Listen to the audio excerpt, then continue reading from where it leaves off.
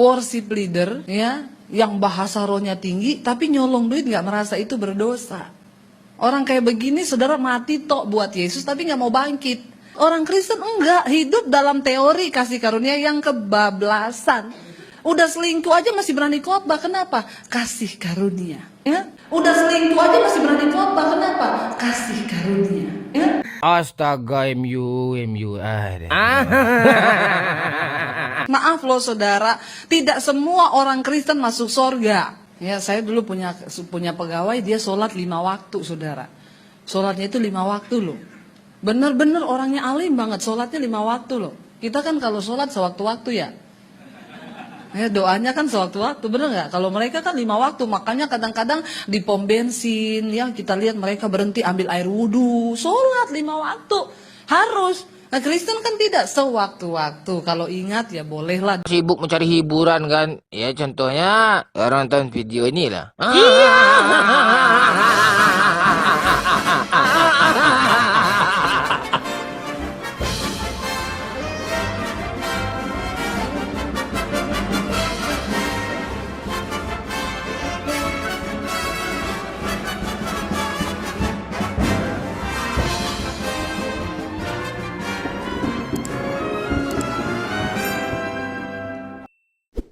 A'udzubillahi minasyaitonirrajim. Bismillahirrahmanirrahim.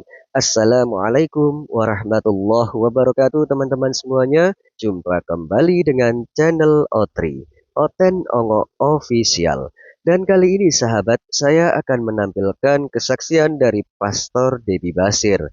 Perlu kita ketahui kalau pastor ini adalah seseorang yang sangat berani dalam mengungkapkan fakta. Misalnya tentang perilaku-perilaku oknum di dalam kekristenan yang menurutnya kurang etis atau bisa dibilang bertindak kurang baik atau ongok. Ya, contohnya beliau pernah mengungkapkan sesuatu tentang kisah gereja yang sekarang ini. Kebanyakan bukanlah mencari jiwa-jiwa, melainkan mencuri jiwa-jiwa. Nah, di kesempatan kali ini beliau akan melakukan kesaksian dengan mengungkapkan perbedaan perilaku antara orang Kristen dengan orang Islam. Gak perlu saya jelaskan panjang lebar ya sahabat, langsung saja kita simak berikut videonya. Ada saudara perbedaannya orang Kristen sama orang Muslim. Makanya saya kadang-kadang melihat ya banyak orang Muslim itu yang hidupnya lebih baik daripada orang Kristen.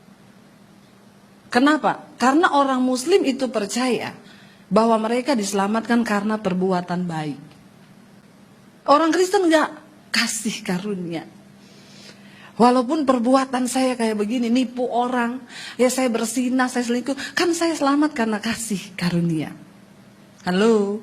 Saya stop dulu ya sahabat, saya salut dengan pernyataan pastor ini ketika mengatakan kadang-kadang banyak orang Muslim itu hidupnya lebih baik daripada orang Kristen.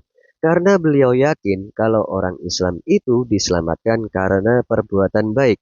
Menarik ya sahabat, yang membuat saya salut itu, beliau ini kan seorang pastor yang bisa dibilang terkenal, tetapi berani mengungkapkan sesuatu yang mungkin akan membuat Oten gelimpungan dan panas mendengarkan narasi beliau. Dan lebih mantapnya lagi, beliau meneruskan narasinya yang justru malah menyindir sarkas tentang perilaku orang Kristen dengan berkata, Orang Kristen enggak, kasih karunia. Walaupun perbuatan saya kayak begini, nipu orang, ya saya bersinah, saya selingkuh, kan saya selamat karena kasih karunia. Halo? Halo?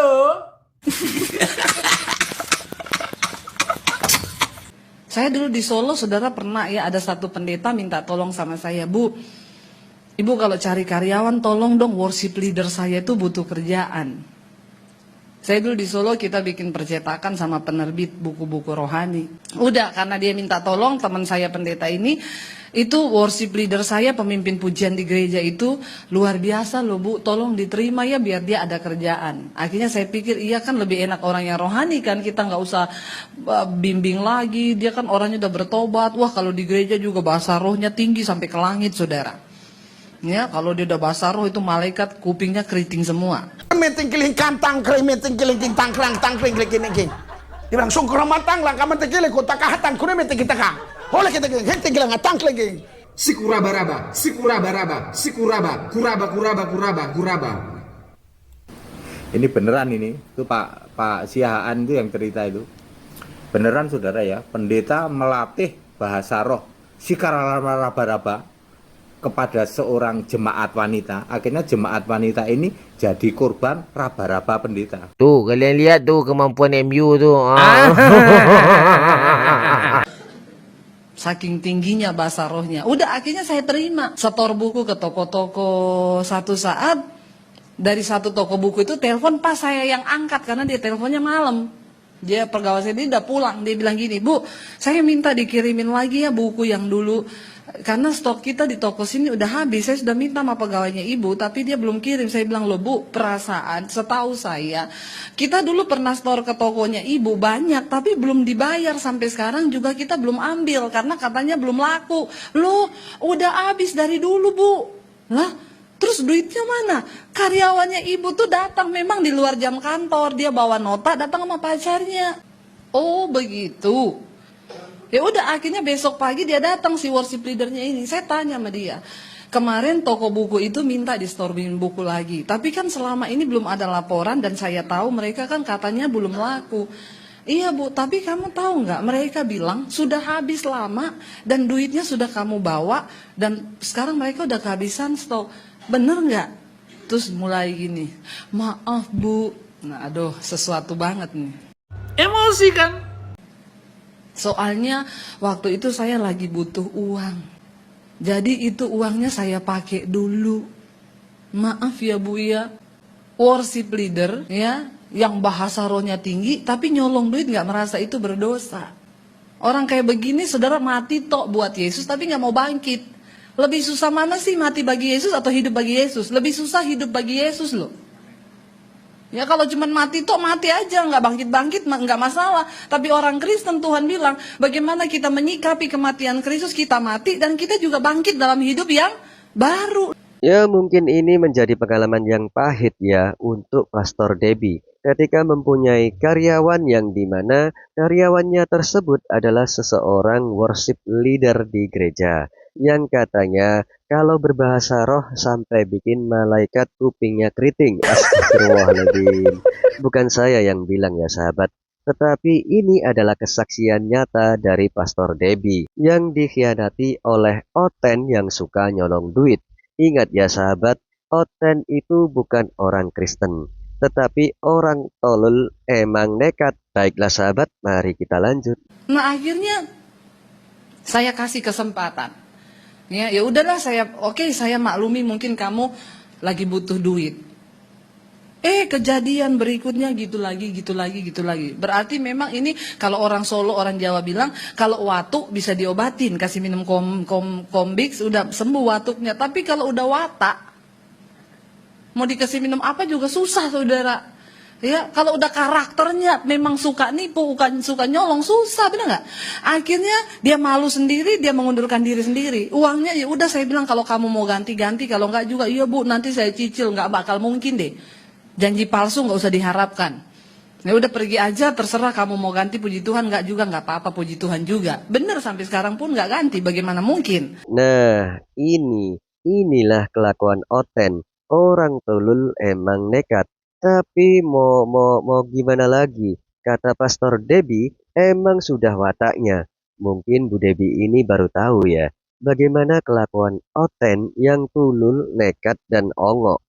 Akhirnya saya waktu itu coba, saya bilang sama suami saya gini, kalau ada orang muslim terima aja deh, yang penting dia mau kerja. Kita terima satu orang muslim saudara, jujur luar biasa, uang 50 rupiah dibalikin loh. Kenapa? Karena dia takut, dia pikir orang muslim itu mikir mereka selamat karena perbuatan baik. Nanti kalau ditimbangannya, yang sebelah kanan berat dia masuk surga, kalau yang sebelah kiri dosanya lebih berat dia masuk neraka. Makanya dia takut. Orang Kristen enggak, hidup dalam teori kasih karunia yang kebablasan. Udah selingkuh aja masih berani khotbah, kenapa? Kasih karunia. Ya? Udah selingkuh aja masih berani khotbah, kenapa? Kasih karunia. Ya? Astaga MU. Kita ini selamat karena kasih karunia. Firman Tuhan bilang engkau yang mati bersama dengan Yesus, engkau dibangkitkan bersama dengan Yesus Tuhan kita, Tuhan yang bangkit nggak? Berapa banyak saudara di sini yang percaya bahwa Tuhan bangkit? Angkat tangan. Nggak percaya Yesus bangkit, lebih baik saudara keluar. Orang Kristen harus percaya Yesus itu sudah bangkit, amin. Dan kalau kita percaya Yesus bangkit, kata firman Tuhan, apa kita juga harus bangkit bersama-sama dengan Yesus. Bangkitnya apa? Supaya engkau juga demikian juga kita akan hidup di dalam hidup yang baru. Itu kebangkitan orang Kristen, hidup dalam hidup yang baru.